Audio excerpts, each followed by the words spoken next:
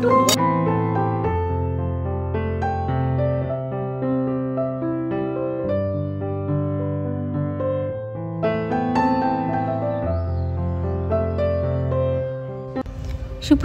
বন্ধুরা, কেমন আছো সবাই? বংশ্রাবণীর নতুন একটা ব্লগে তোমাদের সকলকে স্বাগত। আজকে হচ্ছে 9th মে, 25শে বৈশাখ। ফটোটা কিনে এনেছিলাম শান্তিনিকেতন থেকে বেশ কয়েক বছর আগে। আমার দেয়ালে টাঙানো থাকে, তোমরা হয়তো লক্ষ্য করেছো। ফটোটা প্রথমে পছন্দ হয়নি, কেন লম্বাটা টাইপ বলে। তারপরে যখন লেখাটা নজরে পড়লো, তখন তো ভাবলাম এটাকে নিতেই হবে। What the mind is without fear and the head is held high where knowledge is free। এই কবিতাটা আমরা সবাই শুনেছি। নিয়ে চলে এলাম এইটাকে দেখি। বুড়িবেলায় 25শে বৈশাখ সেলিব্রেট করেছিলাম অনেক রকমভাবে। একরকম তো স্কুলে হতো, দুদিকে দুটো বিনুনি করে শাড়ি পরে চলে আসতাম স্কুলে, আর বিনুনিতে লাগানো থাকতো লাল ফিতে, যেহেতু আমাদের লাল পাড় শাড়ি ছিল। স্কুলের মধ্যে দুটো ছিল অশ্বত্থ গাছ বড় বড়, তার তলায় অনুষ্ঠিত হতো 25শে বৈশাখ। আর প্রথমেই তো আমাকে উদ্বোধনী সঙ্গীত গাইতে হতো প্রতিবার, আর তোমার অনেক রকমভাবে অনুষ্ঠানে পার্টিসিপেট করতে হতো। অনুষ্ঠানটা সেইভাবে উপভোগ করতে পারতাম না স্কুলে, কিন্তু মজা হতো, আনন্দ হতো, কিন্তু ভয়ও করতো। তারপরে সন্ধ্যাবেলায় না হয় গ্রামে, না হয় পাশের গ্রামে, না হয় 2-4টে গ্রামের পর আমন্ত্রণ জানাতো আমাকে গান করার জন্য। তখন এরকম অনুষ্ঠান হতো গো, খুব অনুষ্ঠান হতো। এখন তো সব উঠে গেছে। সেখানেও বাবার হাতটা ধরে, না হলে কাকুদের হাতটা ধরে সুন্দর করে সেজে গুজে যেতাম অনুষ্ঠানে। তারপরে হলো বিয়ে। বিয়ের পরও অনুষ্ঠান করেছি, অনেক অনেক অনুষ্ঠান করেছি। তখন অর্কেস্ট্রার সঙ্গে অনুষ্ঠান করতাম অনেক। তখন তো তোমার স্মার্টফোন ছিল না, কিন্তু অনেকে ছিল না বললে ভুল হবে। স্মার্টফোন থাকাকালীনও অনেক অনুষ্ঠান আমার রেকর্ড করা আছে, কিন্তু সেটা অন্য চ্যানেলে, এবং সেই চ্যানেলের লিঙ্কটা যদি দেওয়া যেতে পারে আমি জিজ্ঞাসা করব, তাহলে তোমাদেরকে অনেক গান আমি শোনাতে পারবো যেগুলো আমি অর্কেস্ট্রারে করেছিলাম। তারপরে আস্তে আস্তে টিউশনি করতে আরম্ভ করলাম, ছাত্রছাত্রীর সংখ্যা বাড়তে লাগলো। তারপরে তাদের নিয়ে হতো অনুষ্ঠান। এই অনুষ্ঠানটা ছোট করে হতো, তাদের নিয়ে একটা ছোট্ট টিফিনের ব্যবস্থা থাকতো। এই বছর টিউশনি বলতে সেরকম কিছু রাখিনি, হাতে গোনা 2-1টা রেখেছি।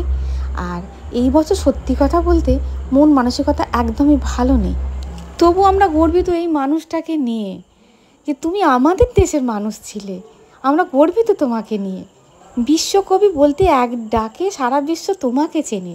তুমি কাদের মানুষ? আমাদের মানুষ, আমার দেশের মানুষ। অপূর্ব অগণিত তোমার সৃষ্টি, কোথায় না তোমার বিচরণ। ছোটদের শৈশব থেকে আরম্ভ করে নবীনদের যৌবনে আর প্রবীণদের একাকিত্বে, কোথায় না তোমার বিচরণ আছে বলো। চলো, আজকে রজনীগন্ধার ফুলের মালা আনা হয়নি। গতকাল শরীরটা বেশ ভালো ছিল না, আর প্রভুরও কাজের চাপ ছিল। আর নির্মলকে যে বলবো, তোমরা বিশ্বাস করো একদম ভুলে গেছি। 4টে রজনীগন্ধা এখান থেকে তুলে নিলাম আমার বাগান থেকে। ওটা তো পয়সা দিয়ে নিয়ে আসতাম, এটা আমার পরিশ্রমের ফসল। এতে উনি বেশি খুশি হবেন, উনি তো প্রকৃতিপ্রেমী ছিলেন। এই 4টে ফুল ওনার চরণে দিয়ে এইভাবেই এই বছরটা করব। আমরা সাধারণ ঘরের গৃহবধূ, কাজের ফাঁকে আর কতটুকু করতে পারি, কিন্তু করা যায় জানো অনেক কিছু। সেটা কিন্তু সমবেতভাবে, একা হয় না, আর সেই সুযোগ আমাদের এখানে নেই। এইভাবেই রবি ঠাকুরের জন্মদিন পালন করলাম।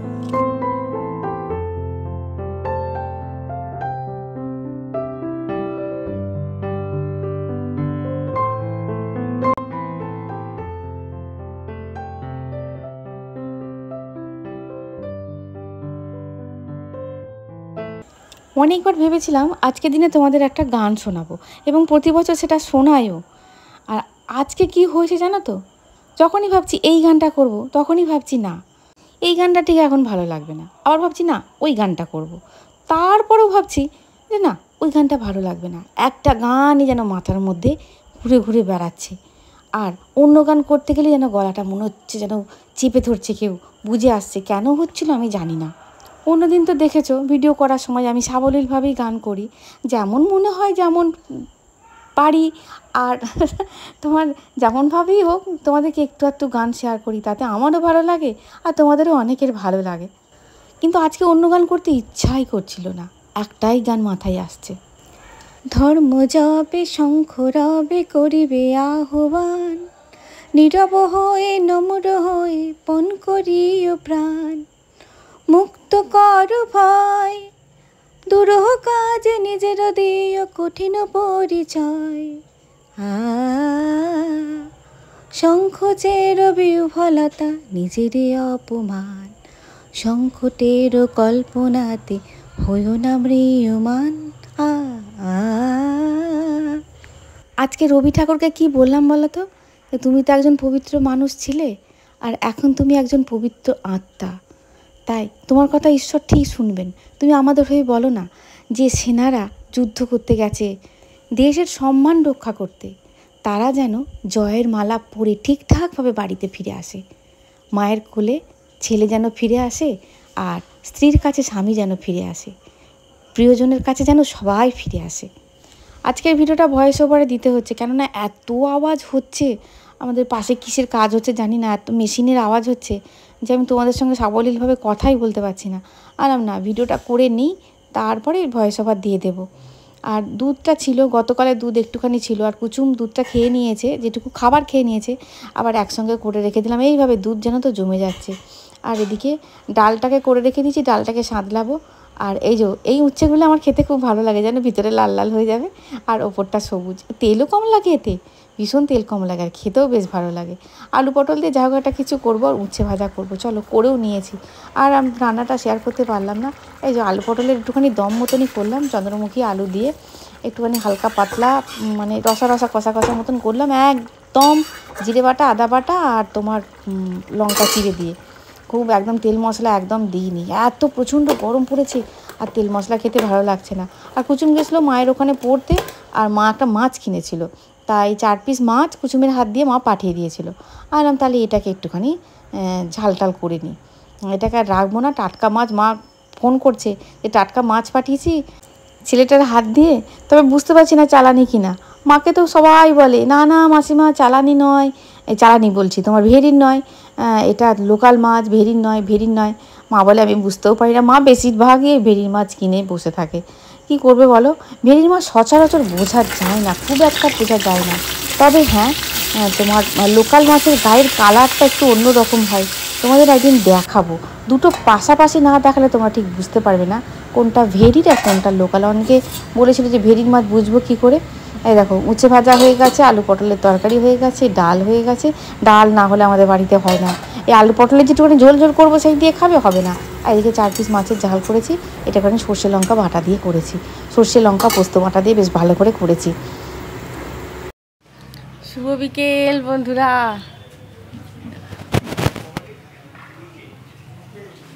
ওই কোনায় একটুখানি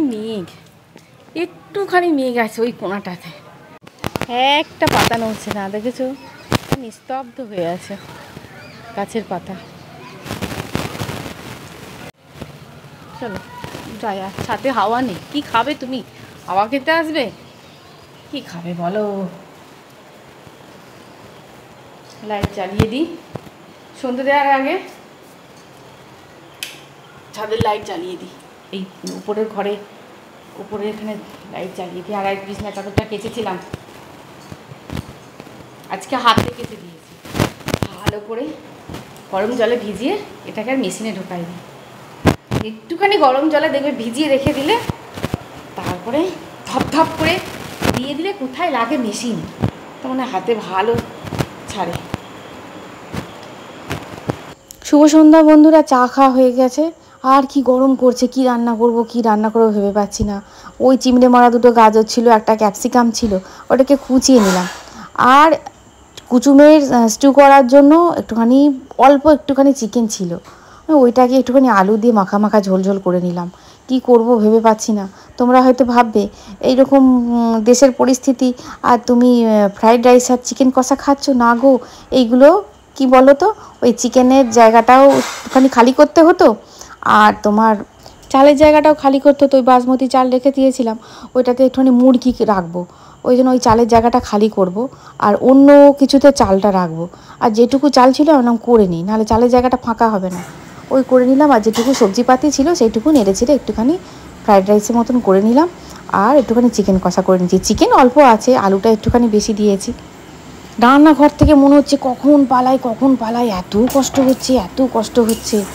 সন্ধ্যাবেলার দিকটা কষ্ট একটু কম হলেও তোমার যদি একটুখানি হাওয়া দেয়, একটুখানি মেঘ হয়ে হাওয়া দেয়, একটুখানি ঝড় দিল, হয়তো ঠান্ডা বাতাস দিল, তখন তো একটুখানি বেশ ভালো লাগে, রান্নাঘরে ঢুকে রান্না করতেও ভালো লাগে।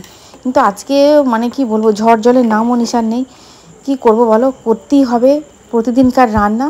আর দেখো হয়ে গেছে, অল্প একটুখানি মানে চাল ছিল তো, জানি না সবাইকার হবে কি না তবে রাত্রের খাবার তো হয়ে যাবে। এই দেখো সব নেড়ে চেড়ে দিয়ে দিয়েছি। আর এই কড়াটা এত ঘুরে যায়, দেখেছো, কড়া উল্টে চলে যায় একদম, তো মানে অসমান। এই তোমার স্ট্যান্ডটা একদম, তোমাদের দেখিয়েছি না, স্ট্যান্ডটা একদম উঁচু নিচু, খুব অসুবিধা হয়, মানে সাঁড়াশি না দিলে হয় না। যাই হোক, যেটুকু দেখাবার তোমাদেরকে দেখালাম। চারদিকে বড্ড ভাত ছড়িয়ে গেছে। অল্প জিনিস হলে কিন্তু খেতে ভালো হয়, দেখবে ওই অনেক উচ্ছের খানেক জিনিস করলে খেতে ভালো হয় না।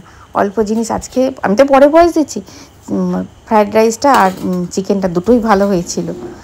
আর কি বলবো, রাত্রেবেলায় পেয়ে গেছে, আমি কি করবো বলো তো, আমি একটুখানি ওই রাইসই খাবো। আর রাত্রেবেলা চিকেন আমার একদম সহ্য হচ্ছে না, এই গরমে একদম রাত্রেবেলা চিকেন খেলে সহ্য হচ্ছে না।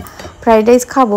আর দিনের বেলাকার 1 পিস মাছ আছে, কেননা বৌদি আজকে খাইনি, 1 পিস মাছ আছে, ওই মাছটা দিয়ে আমি একটুখানি খাবো, অল্প একটুখানি ভেঙে নেবো। আর মাংসের একটা আলু নেবো, মাংস একটুও খাবো না। রাত্রিবেলা মাংস খেয়ে আমার বেশ শরীর খারাপ হচ্ছে। সেদিনকে মায়ের ওখানে গিয়ে যতবার বলছি, মা মাংস আর খাবো না, জানো না, 2 পিস খানা, কিচ্ছু হবে না, এই বয়সে আবার কি হবে। ব্যাস ওই যে 2 পিসটি খেলাম। তারপরের দিনটা আমার খুব শরীরটা খারাপ হয়েছিল, জানো, তারপরের দিন আমি সেরকম কিছু খাইনি, মানে হালকার ওপর দিয়ে খেয়েছি।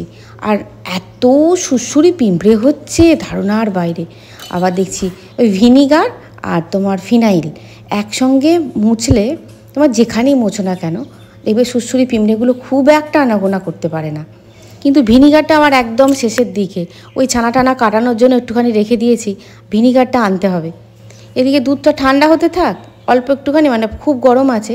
আর এদিকে আমি রান্নাঘরটা পরিষ্কার করে নিই। সন্ধ্যা থেকে যে তোমার বিকেলের পর থেকে চুলটা আঁচড়াবো, টেনে খেয়ে যে বাঁধবো, মানে সেই সময় পর্যন্ত আমার হয়নি প্রথমত, দ্বিতীয় সেই এনার্জি পর্যন্ত আমার হয়নি। একটা চুল আঁচড়ানোর জন্য অনেকটা সময় লাগে না, কিন্তু এনার্জিটাই হয়নি, ভালো লাগছিল না। দুবার ঢুকলাম আঁচড়াবো বলে, আবার চলে এলাম। দেশে সবাই যেখানে চিন্তিত, সেখানে আমি বা বাদ পড়ে কী করে। এই যেটা গভীর চিন্তা করে ফেলেছি, তারপরে দিনরাত খবর দেখা হচ্ছে, খবর চলছে, সেই এক কথাবার্তা। যতই মনকে বলি বি পজিটিভ, কিন্তু ওই নেগেটিভ চিন্তাগুলোই মনের মধ্যে ঘুরপাক খাচ্ছে, মাথার মধ্যে ঘুরপাক খাচ্ছে। কেউ বলছে যদি এটা হয়, আবার অন্য কেউ বলছে যদি ওটা হয় তাহলে কি হবে। এই যে চিন্তাভাবনাগুলো না, এগুলো আমি বেশিক্ষণ বা বেশি দিন আমি নিতে পারি না, আমার অসুস্থ লাগে। তারপর পড়েছে প্রচণ্ড পরিমাণে গরম। তুমি যে একটুখানি শান্ত জায়গায় গিয়ে একটুখানি হাওয়া বাতাস, ঠান্ডা হাওয়া লাগাবে গায়ে, সেও তো তোমার উপায় নেই। তুমি কি এসি ঘরে বসে থাকবে? আমরা কি এসি ঘরে বসে থাকলে আমাদের সংসারটা চলবে? খুব কমের সময়ের মধ্যে। আর সত্যি কথা বলতে কি, আমি এসি রাত্রে ছাড়া আমি থাকি না, আমি চালাই না, কারণ সেই অভ্যাসটা আমি তৈরি করতে ইচ্ছুক নই। যেই অভ্যাসটা আমাকে কষ্ট দেবে, সেই অভ্যাসটা অত তাড়াতাড়ি তৈরি না করাটাই ভালো। তোমরা হয়তো বিশ্বাস করবে কি না জানি না, আমি দুপুরবেলায় যখন একটু এডিটিং বাকি থাকে, হয়তো আধ ঘন্টার এডিটিংটা বাকি আছে, আমি পুরো ফ্যান বন্ধ করে বসে, মানে যখন সবাই একটা দুটো ফ্যান চালিয়ে বা এসি ঘরেতে ঢুকে আছে, আমি তখন ফ্যান বন্ধ করে এডিটিং করছি। তোমরা হয়তো বলতেই পারো যে তোমার তো দুটো ঘরে দুটো এসি, তুমি একটা এসি চালিয়ে ঘরে ঢুকতেই পারো। চালাই না, একটা এসি যদিও বা চলে, খুব কম চলে। মানে কুচুমও এখন শিখে গেছে। আমি কুচুমকে বলছি, দেখ তুই যদি নিজের শরীরটাকে আলোর সাথে ভরিয়ে রাখিস, তাহলে কিন্তু সেটাই ক্ষতি হবে, তুই কিন্তু সব জায়গায় এসিটা পাবি না। তাই খুব যখন চরম গরম করছে, থাকতে পারছিস না, তখনই কিন্তু এসিটা চালাবি। আর এই যে ছোটো ছোটো খরচাগুলো না, অনেকটা বড় হয়ে দাঁড়াবে মাসের শেষে। ও কিন্তু বেশ কিছুটা বুঝতে পেরেছে। আমাকে জিজ্ঞাসা করেই বলে যে মা এসিটা চালাবো, তখন দেখি হ্যাঁ ছেলেটা সত্যি কষ্ট পাচ্ছে, হ্যাঁ চালিয়ে বস। ওই যে ও যে এসিটা চালায়, ওর বাবা খুব একটা থাকে না, দুপুরবেলায় বেরিয়ে যায়, যদিও বা থাকে ওই ঘরটাতে শোই, ওই একটা ঘরেতে দুজনে শোলে কী হবে কি, আমরা তো মোবাইল ছাড়া একদণ্ড থাকতে পারি না। আর মোবাইল চালানো থাকে, তার ফলে কী হয়, এখান থেকে সাউন্ড আসছে, ওখান থেকে সাউন্ড আসছে। কুচুম যদিও বা ইয়ারবাডস দিয়ে শোনে, ওর বাবা আবার ইয়ারবাডস দিয়ে শুনলে ওর বাবার আবার মাথা কেমন করে, ও বাবা এমনিই শোনে। তার ফলে কি আমার একটু অসুবিধাই হয়। তারপরে হয়তো দুজনে মিলে কথা বলতে আরম্ভ করে দিল, ব্যাস। আমি আর সত্যি কথা বলতে কি ভয়েস দিতে গেলে একদম নিরালায় চাই, ওই সবাইকার মাঝখানে ভয়েস দেওয়া যায় না, ওই জন্য কষ্ট হোক। ওই যেটা মানে কি বলবো, ঘেমে গেছি, প্রচুর পরিমাণে শরীর থেকে জল বেরিয়ে গেছে, সব মিলেমিশে শরীরটা আজকে খুব একটা ভালো নেই। এখন ঘোষদা দুধটা একটু ভালো দিচ্ছে, বলেছি ঘোষদাকে, ঘোষদা প্রচণ্ড গরম পড়েছে কিন্তু এরপর একটু একটু দই কিন্তু পাততে হবে, আপনি কিন্তু দুধটা ভালো দেবেন, নাহলে কিন্তু দই ভালো হবে না। যতই আমুল যোগ হোক না কেন, দুধ যদি ভালো না হয় দই ভালো হবে না, সেই দইয়ের টেস্টও ভালো হবে না। তা বলতে দুধটা একটু ভালো দিচ্ছে, তাও আমি দুধটাকে অনেক ফুটিয়ে ফুটিয়ে ছোট করেছি। গল্প করতে করতে রান্নাঘরে পরিষ্কার হয়ে গেল, দইও পাতা হয়ে গেল। এবার একটু মা লক্ষ্মীর খাবার রাখবো, আজকে ওই চিঁড়ে বাতাসাই রাখবো, আর একটুখানি মিষ্টি ভিজুর দেবো ভাবছি আজকে দেব। এটা হচ্ছে পরের দিন সকাল, অর্থাৎ হচ্ছে তোমার শনিবার দিন। গতকাল রাত্রেবেলা ভালো ঘুমও হয়নি জানো, এত শরীরের মধ্যে একটা কষ্ট হচ্ছে, কি থেকে কষ্ট হচ্ছে বুঝতে পারছি না। বিকেলের পর থেকে কেমন একটা বমি বমি পাচ্ছিল। হ্যাঁ, কিন্তু দেখো অ্যাসিড হয়ে গেলে, গ্যাস হয়ে গেলে তাও ওটা বুঝতে তো পারা যায়, কিন্তু বুঝতেই পারছি না যে কি শরীরটার মধ্যে কেন এমন হচ্ছে, কেন এমন হচ্ছে। তারপরে ভাবলাম রাত্রেবেলা ওদের তো ফ্রাইড রাইস, মাংস, অল্প মাংস ছিল, করে দিয়েছিলাম, আমি কিন্তু খাইনি। হ্যাঁ, আমি অল্প একটুখানি ফ্রাইড রাইস নিয়ে শুধু মুখে খেয়েছিলাম। তা ওই যে ঘি টি দিয়ে তেল দিয়ে যে ফ্রাইড রাইসটা করি না, একদম হালকা, একদম সামান্য মানে হালকাভাবে করেছি, অল্প দুটি কটা খেয়ে শুয়ে পড়েছিলাম। না হলে ভেবেছিলাম মুড়ি খাবো, দুটো চিনি দিয়ে ভিজিয়ে মুড়ি খাবো। তারপর বললো যে না, রাত্রেবেলা তো ভাত না খেলে রাত্রেবেলা ঘুম হয় না, দুটো ভাতই খাও। ভাবলাম ঠিকই বলেছে।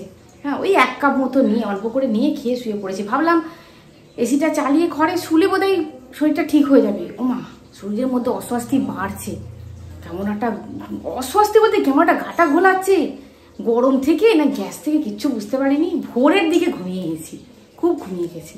আজকে উঠতেও বেশ একটু বেলা মতন হয়েছে। অনেক কটা কাজ আছে আজকে, করতেই হবে, জমানো কাজে এর পরে আর হবে না। এই যে রোদটা দিচ্ছে না, তাহলে এই রোদটাকে কাজে লাগাবো আজকে। তাহলে ভিডিওটা এই পর্যন্তই, দেখা হচ্ছে পরের ভিডিওয়ে। খুব ভালো থাকবে, খুব সুস্থ থাকবে।